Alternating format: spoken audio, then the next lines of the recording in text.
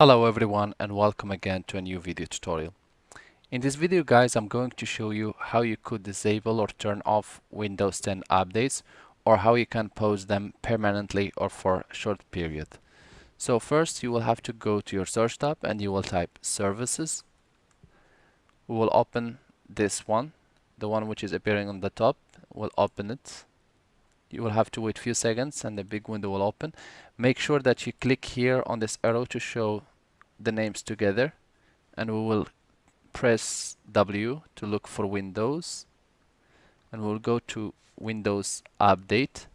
We'll click on it 2 times to open it with the right button of the mouse, and here we will click Startup Type Disabled. We will click Stop. We'll have to wait just a few seconds. Now it is disabled and the update service status stopped.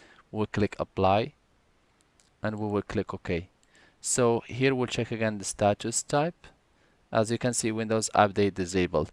So Windows will not be able to do any updates until you enable it again. To enable again your updates, whenever you have finished working and you would like to do the updates, then you just come back to Surfaces. You look again for Windows Updates. You click 2 times again. You click Manual or Automatic or even Automatic Delayed. You click Apply, and here you click Start, and you click OK, and after that you will see it running under status. Then you can close your services and you are ready to go. I hope this video tutorial was helpful to you guys.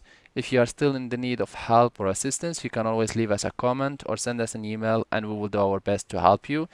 If you would like to encourage us, please press like and share, and do not forget to subscribe to get our latest videos. Thanks for watching and talk to you soon in a new video tutorial.